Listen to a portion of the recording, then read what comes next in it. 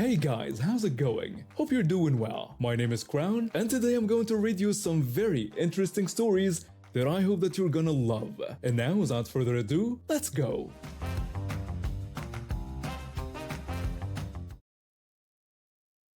I was good at my job. For years, I worked in this semi-public sector position where our team helped make life easy for local businesses. We were one of the top performing teams in the country, which made us all proud of the work we did. Things were great until our team boss left for a fancy private sector job.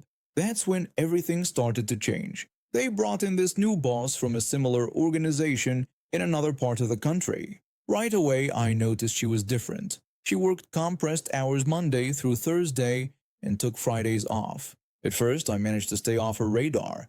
Some of my colleagues weren't so lucky. She was really particular about having things done exactly her way and had already criticized several people's work. I just kept my head down and did my job the way I always had. About 2 months after she started, she called a team meeting. That's when things got weird. During the meeting, the new boss told everyone that our performance wasn't up to standard. I remember looking around the room, seeing everyone's confused faces. This didn't make sense since we were considered the best team in the country by most metrics. She continued by explaining that, to improve quality, she needed to be more involved in our day-to-day operations. She told us to copy her on every client email so she could review them and provide feedback before we sent responses. Nobody wanted to rock the boat, so everyone just nodded along. But I had a practical question. Since she didn't work Fridays, I wondered what we should do about emails received on those days. I raised my hand and asked if I should wait until Monday for her feedback on any client emails that came in on Fridays. She gave some vague answer, and the meeting wrapped up. But then she asked me to stay behind for a moment. When everyone else left, her whole demeanor changed. The new boss told me I was completely unprofessional. She claimed that asking that question in front of the team was bullying behavior. When I tried to explain that I was just trying to understand the process, she cut me off. She warned me that this was exactly the kind of behavior that human resources would consider grounds for dismissal and that I needed to be very careful in the future. I was shocked. I couldn't understand how asking a legitimate workflow question could be considered bullying. But I just told her I understood and left. I went back to my desk feeling stunned. But then I had an idea. If she wanted to play the HR card, I could play it too. I carefully documented the entire meeting and our private conversation, word for word as best I could remember. Then I drafted an email to the head of human resources. I explained that since bullying was such a serious offense and victims often don't report it themselves, I felt obligated to report my own behavior. I really laid it on thick about how horrified I was by my unprofessional actions and how my career was probably in jeopardy. I said I clearly needed training and discipline to correct my dangerous ways, and for good measure I copied my union representative on the email. The response was swift. The very next day I was called into a meeting with the head of HR, my union rep, and my boss. The HR head was known for being by the book and professional. In the meeting, the head of HR asked me to describe what happened from my perspective. I simply told the meeting and the conversation afterward, exactly as it had happened. When asked what made me believe this was bullying behavior on my part, I explained that my boss had told me it was bullying behavior and that it could be grounds for dismissal. I added that I take such accusations seriously. The HR head looked at my boss, who started to squirm a bit. My boss tried to backpedal, saying she may have used strong language but was just trying to emphasize the importance of respecting authority. After a bit more discussion, the HR head concluded there was absolutely no evidence of bullying or unprofessional behavior on my part. I was asked to leave while they continued the meeting with my boss and union rep. I never found out exactly what was said in that room after I left, but within 6 weeks, my boss was gone. The same week she left, my higher-up boss, who was likable but not very effective, called me into his office. My big boss thanked me personally when we met. When I asked what for, he explained that he was grateful for how I handled the situation with my former boss. He told me that he'd been wanting to get rid of her but didn't know how because she had friends in high places. I simply told him I was just protecting myself. He responded that I did it in exactly the right way by the book, and she couldn't argue with that. It turned out that after our HR meeting, there was an investigation into her management style. Several other team members came forward with similar stories. The higher-ups couldn't ignore the pattern of behavior, especially when everything was documented so well.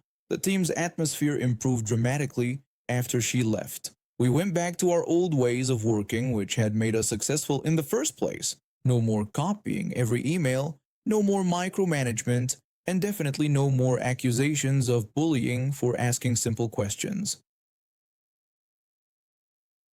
I'm 64 years old and I have 3 kids who are all married.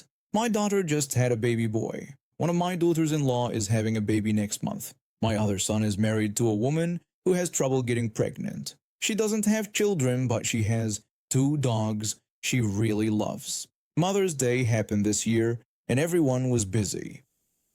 My children couldn't meet me for the holiday, which I understand. They're making their own families now. I decided to send the Mother's Day basket to my daughter with a new baby and to my pregnant daughter-in-law to celebrate them being mothers. After I sent the baskets, my daughter posted a picture in our family chat showing what she got for Mother's Day, including my basket. My pregnant daughter-in-law also thanked me for her basket in the chat. That's when things got weird. My phone rang, and it was my other daughter-in-law. She asked if I forgot to send her something. I was confused and asked what she meant. She asked where her Mother's Day basket was. I thought maybe she was telling me she was pregnant, which would have been great news. I asked if she was pregnant. She said no and told me she was talking about already having 2 children, but I didn't send her a basket. I was more confused and said I didn't know what 2 children she meant. She told me she was talking about her dogs, Rex and Bella, who she saw as my grandkids. She sometimes said her dogs were my first grandkids, but I thought she was joking. She likes being a dog mom, but I didn't know she really thought of herself as a mother like someone raising human kids. I said I knew she meant her pets. She got upset and said they weren't just pets, but her babies. She said she was their mother because she took care of them every day, fed them, took them to the doctor, and worried about them. She said that's what being a mother is. I told her I knew she loved her dogs, but Mother's Day is for women who raise human children, not pet owners. That made her really angry. She asked if I was serious and told me she was absolutely a mother. She said her dogs needed her for everything. She cleaned up after them, helped them when they were scared, and took care of them when they were sick. She asked what I thought a mother does. I started saying being a pet owner is different from raising children, but she stopped me. She said I was being dismissive like everyone else who doesn't take her motherhood seriously. She yelled more and used bad words. I was shocked and didn't know what to say. She hung up on me. Later that evening, my son called. He asked what I said to his wife because she'd been crying for hours. I told him I just said Mother's Day is for women who raise human children, not pet owners. He told me she's sensitive about not being able to have kids, and her dogs mean everything to her. He asked why I couldn't just send her a basket too. I said I didn't know she was serious about thinking she was a mother to their dogs. He said she was serious and now she was very upset. He told me to apologize and send her a Mother's Day basket right away. I said I didn't want to hurt her feelings, but I don't think having pets is the same as being a mother. He said it doesn't matter what I think, only how she feels. He called me a jerk about the situation. He said she's his wife, and if she says she's a mother to their dogs, then she is. We talked more, with my son getting more upset. He said I needed to say sorry now and send a basket, or I would hurt my relationship with both of them. After we stopped talking, I sat in my living room feeling confused. Was I being mean? Was I wrong to think Mother's Day was just for mothers of human children? I called my daughter for her opinion. She thought it was silly and said I wasn't wrong. She agreed that loving pets is good but not the same as raising a child. I still didn't want to cause problems in the family. The next day, I texted my daughter-in-law. I said I was thinking about our talk and while I might see motherhood differently, I never wanted to hurt her or make her relationship with her dogs seem less important. I knew they meant a lot to her, especially since she can't have children, and I was sorry for hurting her. She didn't answer right away. but a few days later she just said thank you. My son later told me she liked my apology but was still sad I didn't call her a mother. Now, months later, things are mostly normal, but there's still some awkwardness when we meet. I've decided next Mother's Day, I'll send her a basket too, not because I changed my mind about pets and motherhood, but because I love my son and want peace in the family. I went on a grocery trip that ended with my child in the emergency room. Money was tight since my hours got cut at work, so I tried to stretch every dollar. That meant a careful shopping trip with coupons and a strict budget. My kid was being good that day. Usually, I have to remind them to stay close, but they were right next to me, holding on to the shopping cart while we walked through the cereal aisle. We talked about which brand was on sale when everything went wrong. I compared prices on the generic cornflakes versus the name brand when I noticed some noise a few aisles over. I didn't think much of it. Grocery stores get busy, especially during the after-work rush. My kid pointed at the colorful boxes with cartoon characters, but I steered us toward the plain ones that were on sale. I reminded my kid that we needed to stick to our list today, telling them that the plain cereals were healthier. My child said the colorful boxes had toys inside. I understood but told them that we needed to be careful with our money this month, promising that maybe we could get them next time. We had just turned the corner into the dairy section when I heard someone shouting. I looked up to see a woman with a full cart racing down the aisle at an alarming speed. Behind her, a man was yelling something about stopping. I didn't have time to think about what was happening. This woman was racing through the store like she was in some kind of shopping cart derby. Her eyes were wild, and she wasn't looking where she was going. The man behind her said he was police and told her to stop. The woman, who everyone would later call Karen, just pushed harder on her cart. I realized she was heading straight for us. I tried to pull my kid out of the way, but it happened so fast. Wham! The sound of her cart hitting my child is something I won't forget. 1 second, my kid was standing beside me, and the next they were flying through the air. They landed hard against the refrigerated dairy case and fell to the floor. I screamed, calling out for my baby. I rushed to my child who was screaming in pain. Their arm was bent wrong and they couldn't catch their breath. Karen didn't even slow down. She just kept running toward the exit with her cart. Other shoppers came over to help. One woman was a nurse and started checking my child's injuries, while someone else called 911. The nurse told us not to move my child, saying their arm was broken and they might have rib injuries from the hit. I asked what kind of person would run over a child and just keep going. The noise at the front of the store caught my attention.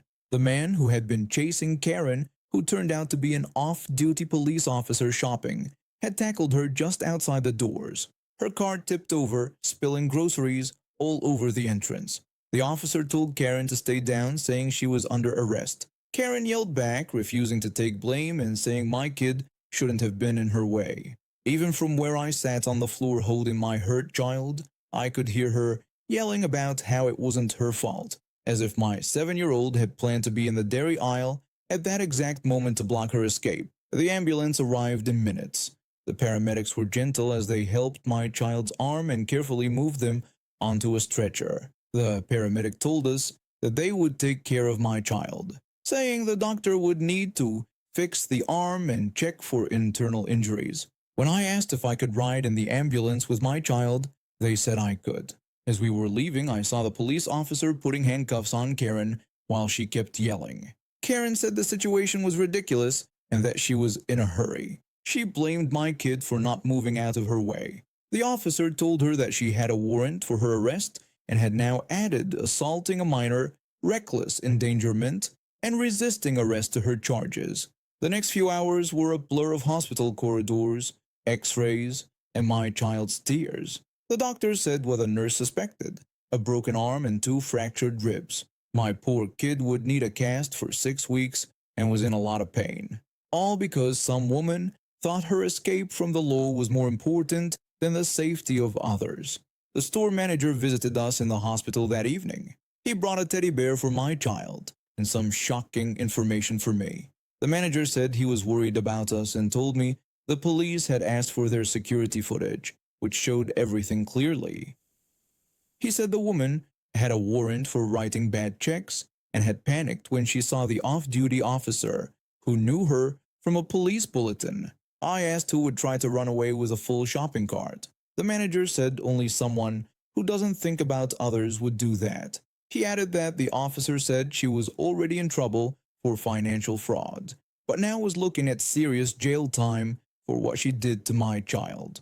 The manager also told me that the store would pay for all medical bills not covered by insurance. It helped ease my worry about the unexpected hospital costs. 2 weeks later, I got a call from the district attorney's office. They asked if my child and I would come to court. Karen was saying she wasn't guilty, claiming my kid jumped in front of her cart on purpose. When the court day came, the security footage showed the truth. There was Karen pushing her cart through the store without caring about anyone around her. The judge looked angrier with each second of the video. The judge said the evidence was clear. Karen's actions had badly hurt a child. He gave her 18 months in prison with no parole for the first 6 months. Karen said the sentence was unfair, saying she was just trying to leave the store. The judge listed what she did wrong: trying to run away with a stolen shopping cart full of unpaid items after being recognized for a warrant, hurting a child while doing it. He said this wasn't just trying to leave, but criminal behavior, showing no care for others' safety. As we left the courthouse, my kid looked up at me with their arms still in a cast. My child asked if the mean lady was going to jail. I said yes, she would be there for quite a while. My kid said good, noting that she had hurt them and never said sorry. Karen never did apologize, not once through the whole process, but at least she got what she deserved, and she'll have plenty of time in jail to think about how her behavior changed both our lives that day in the grocery store.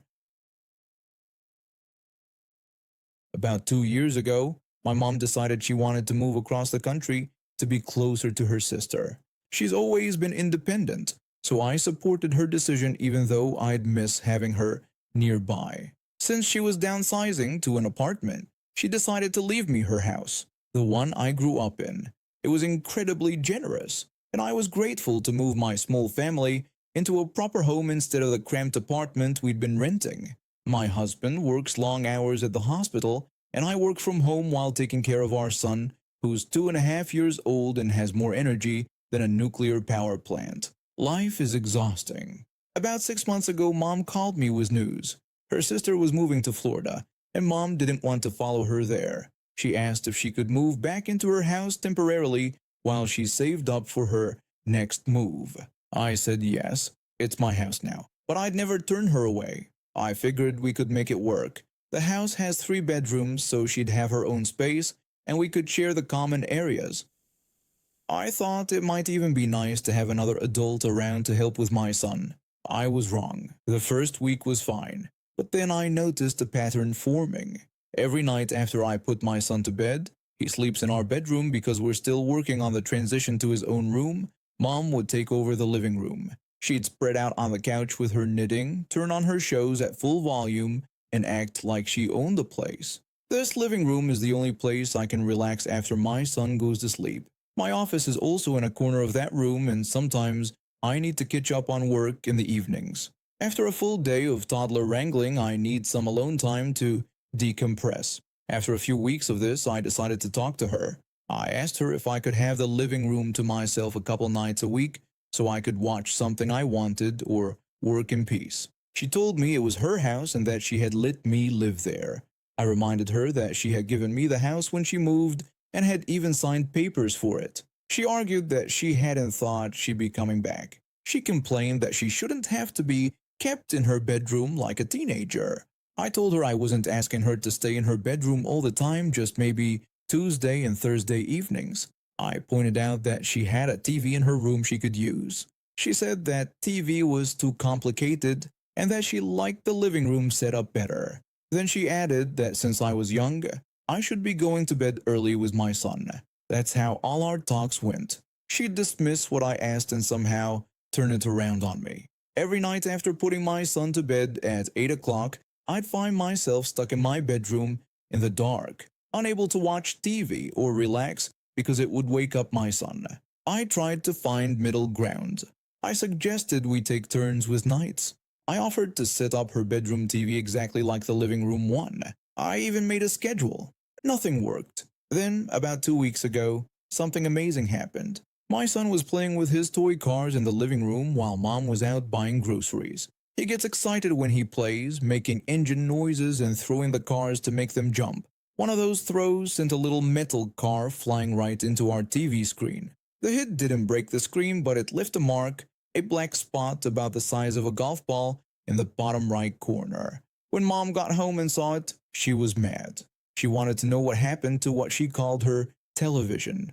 I explained that it was an accident. My son had thrown a toy car that hit the screen. She said I needed to replace it right away. She said she couldn't watch her shows with that thing on the screen.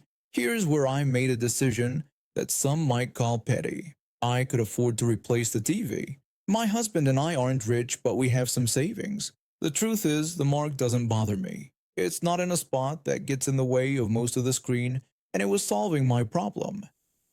I told mom we couldn't afford to replace it right now, suggesting maybe in a few months when we got our tax return. She said this was ridiculous and asked how she was supposed to watch her shows. I reminded her about the 60-inch smart TV in her bedroom, telling her it was newer and better than the living room one. She said she wanted to watch TV in the living room. I told her we just didn't have the money right now, adding that the living room TV still worked fine despite the damaged spot. She huffed for days, trying to make me feel guilty. She even called my aunt to complain about how bad I was being. But eventually she gave up and started watching her shows in her bedroom. And just like that, I got my living room back.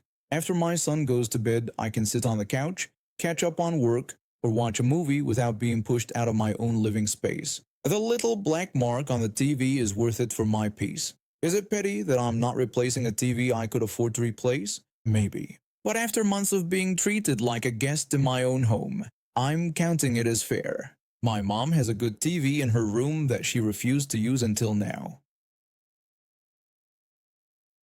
I'm 27 years old and work in a neighborhood where finding street parking on a Saturday afternoon is like winning the lottery. After circling around for what felt like forever, I finally spotted an open space. As I was parallel parking, I noticed a car pulling up behind me. Being considerate, I inched up as close as possible to the car in front to give the other driver enough room to park behind me. I had just stepped out of my car when this man in his early 50s approached me with an entitled attitude. He told me to move my car because his wife parks there and they've been parking there for 18 years. I told him no because it was street parking and I wouldn't be able to find anything else at this point. The man then tried to intimidate me by saying he pays property tax, like that gave him special rights to the parking spot. I told him that property tax applies to his house, not the street, and I still wouldn't move. I started walking away because I had better things to do than argue with some entitled stranger about public parking. But he wasn't done. He told me he was going to call the cops on me. I told him to go ahead since I hadn't done anything wrong. I continued walking, passing by his car when I heard him call me a vulgar name that rhymes with witch. I turned around and walked right back up to him. I asked if he had really called me that offensive name. His behavior changed. He looked nervous. He tried to claim he was on his phone and wouldn't say something like that. I looked at his car. His phone was on the passenger seat and he wasn't wearing any earpiece. I told him he definitely wasn't on the phone and that he had said those words. He continued to deny it, claiming that since he has a daughter, he would never use such language. I was getting heated, so I decided it was best to walk away before things got worse. When I was leaving, I noticed another car driving off from a spot closer to my destination. Worried that this man might damage my car, I turned around to move my vehicle to the newly available spot. When I got back to my car, he told me he has Filipino friends and he was sorry. I looked at him and told him I'm not Filipino. He told me I look Filipino. I told him he was racist on top of everything else.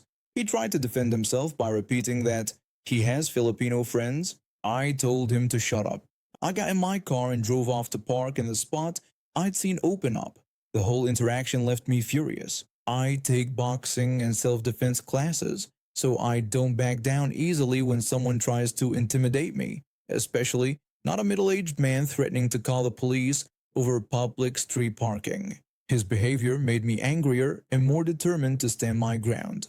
Then he assumed my ethnicity and thought mentioning his Filipino friends would somehow make his behavior acceptable. The entitlement of some people is astounding. This man believed he owned a public parking space because he's been parking there for 18 years and pays property tax. News flash. Property tax doesn't give you ownership of public streets. I've encountered entitled people before, but this interaction takes the cake. First, he told me to move my legally parked car. Then, he called me a vulgar name when I refused. When confronted, he lied about it. Finally, he made assumptions about my ethnicity and tried to use the "I have friends of that race" excuse. He probably still thinks he was in the right. He'll go home and tell his wife how some woman stole their parking spot, leaving out the part where he called me names and made racist assumptions. I'm still annoyed but also somewhat satisfied that I stood up for myself. I didn't let him bully me into moving my car, and I called him out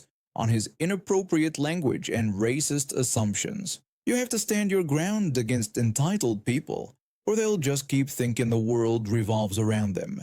Street parking is parking for anyone on the street. It doesn't matter if you've parked in the same spot for 2 decades or if you own the house nearby. Public parking is first come, first served, and no amount of property tax gives you the right to claim ownership of a public space. I've been seeing this guy for about 3 months now. We're not in a relationship, more like friends with benefits. It works for both of us. He has 2 kids and not much time for dating, and I'm focusing on my career and not looking for anything serious. We hang out, have fun, and there's no pressure or expectations. At least, that's what I thought until yesterday. I stayed over at his place on Saturday night. It wasn't planned, but we'd had a good time and it was late, so when he suggested I stay, I agreed. His kids were with their mom for the weekend, so the house was quiet. I figured I'd sleep in, then head home early afternoon. When I woke up the next morning, he wasn't in bed. I heard some noise from the kitchen and smelled something cooking. I threw on one of his t-shirts and my jeans from the night before and headed to the kitchen, thinking maybe he was making us breakfast. What I found was him standing at the stove stirring a pot of what looked like pasta sauce. I greeted him and asked what he was making. He told me he was just warming up some pasta and bolognese from Thursday night. He added that his kids were coming back in a few hours and he was preparing their dinner too. I nodded and poured myself some water from the tap. I noticed for the first time that the kitchen was a disaster. There were dishes piled up everywhere, plates with crusty food, glasses with dried up residue, pots with who knows what stuck to the bottom. The sink was completely full, and dishes had spread to the countertops. I commented on how busy he must have been in the kitchen. He replied that it had been a hectic week and he hadn't had time to clean much. He spooned some pasta and sauce onto a plate and handed it to me, saying it was breakfast and that it was pretty good reheated. I wasn't thrilled about pasta for breakfast, but I was hungry. So I accepted it and sat down at the small kitchen table that was half covered with mail and random stuff. He made himself a plate too and leaned against the counter to eat. We ate mostly in silence. The pasta wasn't bad, but it wasn't exactly what I'd call breakfast food. When I finished, I put my plate down and was about to ask if he wanted me to help tidy up a bit before I left when he spoke first. He said that since he had done all this cooking, perhaps I could wash up the plates. I looked at him, then at the mountain of dirty dishes, then back at him, and asked if he meant all of them. He said yes, he did, adding that it would really help him out because he needed to get the house ready before his kids arrived. I felt something twist in my stomach. I pointed out that he hadn't actually cooked for me. I explained that he had simply warmed up leftover pasta and was making dinner for himself and his kids later, which had nothing to do with me. His expression changed immediately. He questioned my response, saying he had just made me breakfast. I told him that he had merely warmed up leftover pasta that he was already preparing for himself and his kids, and that none of these dishes were mine. They had clearly been piling up for days. He said he thought I'd be happy to help out, claiming it was just dishes. I told him that if he had just asked me nicely if I could help with some dishes while he got ready for his kids, I might have. But instead, he was making it sound like he had done something special for me, and now I owed him cleaning services. I could see his face getting redder. He called me a whingy bitch, saying that he had let me stay over, given me food, and now I was complaining about helping out a little. I reminded him that I wasn't his maid or his girlfriend, I was someone he had invited to stay over. I asked him if he would expect any other guest to clean up messes they didn't make. He said maybe he wouldn't have to if I contributed anything around there. That was it for me. I stood up and put my single plate in the sink. I questioned what he meant by contribute, reminding him that I was a guest who had spent one night there and hadn't created this mess. I also pointed out that when he had stayed at my place, I had never asked him to clean anything, because that's not how you treat people. He claimed that was different. When I asked how it was different, he said I didn't have kids and couldn't understand how busy he was. I told him I understood perfectly. He was busy and wanted someone else to clean up after him, but that someone wasn't going to be me. I walked back to the bedroom, gathered my things, and changed quickly. When I came back to the living room, he was standing there with his arms crossed. He asked if I was really leaving without helping. I said yes, I was leaving, and added that I thought it was best if we didn't see each other anymore. He asked if this was all because of some dishes and called me ridiculous. I said it wasn't about the dishes, it was about respect.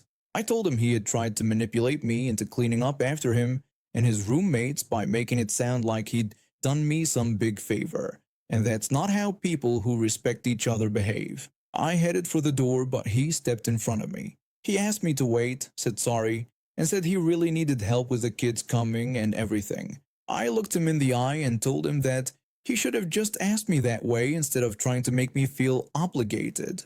Then I said goodbye. I moved past him and walked out the door. As I was getting into my car, I heard him yell from the doorway that I shouldn't come crawling back when I realized what I was missing. I just laughed, started my car, and drove away. On the way home, I stopped and bought myself a proper breakfast, waffles with strawberries and whipped cream. As I sat there enjoying food that was actually meant for me, I deleted his number from my phone. I'd rather be alone than be with someone who sees me as free cleaning service. And for the record, I would never expect any guest in my home to clean up messes they didn't make. That's just common decency. So my ex passed away recently in a work-related accident. It's sad, of course. I have a lot of mixed emotions about it, but the truth is, we hadn't been together in over a year when it happened. We were together for 5 years, and we broke up because he cheated on me and got someone else pregnant. That breakup wrecked me. It took me a long time to recover. I haven't seen him since. After the breakup, I went no contact. I've spent the past year healing, learning to be happy again, and moving on. I didn't go to the funeral. I didn't want to see the baby mama or his family. And while I'm not happy he's gone, I can't say I'm devastated anymore either. I grieved this person when I left the relationship. Before I met him, I was confident and independent with dreams and ambitions. We met at a friend's barbecue. He was charming and made me feel special. Soon, we were inseparable. I thought I had found my forever person. I supported him through job changes, family drama, and even money problems. I loaned him money when he needed it, which he rarely paid back. I was there when no one else was. The signs were always there, I guess. The late nights, the secret phone calls, the way he'd get defensive over nothing. But I ignored them because I loved him. Then one day, I saw a text message on his phone while he was in the shower. It was from her talking about doctor visits and ultrasounds. That's how I found out, not from him, but from a text that wasn't even meant for me to see. When I confronted him, he broke down crying, said it was a mistake, that he still loved me. But I knew I couldn't stay. I packed my things that same day and left. The following months were a blur of tears, therapy sessions, and sleepless nights. But eventually I started rebuilding my life. Now here's where things get complicated. 6 months after our breakup and after the baby was born, he took out a life insurance policy. In it, he named me as the 50% beneficiary. His mom and the baby mama each got 25%. I didn't know this until the insurance company called me. I assumed it was some paperwork left over from when we were together. But no, this was a new policy, dated well after the breakup. That means this was his decision. At the same time, there's a car. He financed it while we were still together, but it's under my name and credit. I begged him for over a year to refinance it, to the point the only reason I ever contacted him was for the refinancing of that car. He never refinanced that car. I doubt he was ever going to. Now that he's gone, it's still tied to me. The car is sitting in my garage, and his family has reached out saying the baby mama needs it for work. I told them they could have the car as soon as it was refinanced and no longer on my credit. I explained that I would gladly sign whatever paperwork they needed for this to happen. I just wasn't willing to risk my credit on people I didn't trust to make the payments. His mom asked what the big deal was since my name was just on paper. She said it shouldn't matter to me. I had to explain that it did matter because if payments weren't made, my credit score would suffer, not theirs. Then she asked how I could do this after everything her son had done for me. I just told her I wasn't going to risk my credit on people I didn't trust. The baby mama said I was being petty because of what happened between me and my ex. I told her this wasn't about being petty, but about protecting myself financially. And now they're demanding that I give up the life insurance payout too, that I should do the right thing and give it to his mom or the baby mama. His mom called me 3 days after the insurance company contacted me. She told me he wouldn't have wanted me to have it.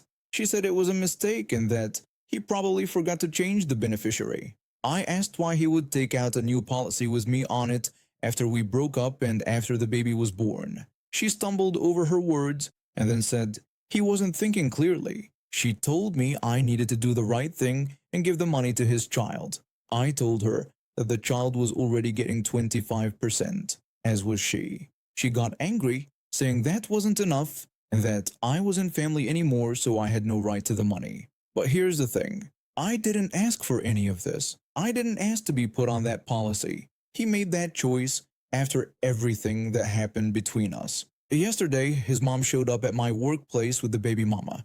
They cornered me in the parking lot. The baby mama told me to sign the car over to her right away because she had lost her job due to lack of transportation. I told her I would sign it over once it was refinanced. His mom brought up the insurance money again, saying her grandchild needed it for their future. I told her the grandchild was getting their portion, as was she, and the rest was mine. The baby mama called me a selfish witch and said I didn't deserve any of the money. She pointed out I wasn't even at the funeral. I told her I didn't go because it wasn't my place to be there. We were over, and I respected that boundary. His mom said he would be disgusted with me right now. That was when I snapped. I asked how he could be disgusted with me after he cheated for months, got another woman pregnant, and lied to my face day after day. I told him that he put me on that policy after we broke up and after the baby was born. He chose to do that just like he chose to put a car in my name and never refinance it, despite my begging for over a year. The baby mama tried to defend him, saying he was going to refinance it, but I stopped her. I pointed out he had over a year to do it, and now they were bothering me at my workplace. I told them the conversation was over. I walked away and called security to escort them out. Later that night, his brother called me. He told me he understood my position, but their mom was upset. He asked if I could just give them the money. I told him I felt like I had earned that money. I told him how I spent 5 years with his brother, dealing with stress, lies, pain, and betrayal. I told him how much I had loved him and how much I lost trying to make the relationship work. I explained I stayed until I found out about the pregnancy, which my ex had hidden from me. I was with him through the worst parts of his life. If anything, this money felt like the only thing I ever got back from all the bad stuff. He was quiet for a moment and then said he didn't know it was that bad. I told him no one did because I never told his family what really happened. I just left. After a long silence, he said he would talk to their mom and the baby mama. He said he would explain about the car refinancing but couldn't promise they would back off about the money. I told him I didn't expect them to, but I wasn't giving it up, not after everything. The next day, I got a text from the baby mama saying she'd arranged financing for the car. His brother also sent me a message apologizing for their behavior. I don't know if they'll leave me alone about the insurance money, but I know I'm not giving it up. And now we have reached the end of today's stories. Thank you for watching, and see you next time.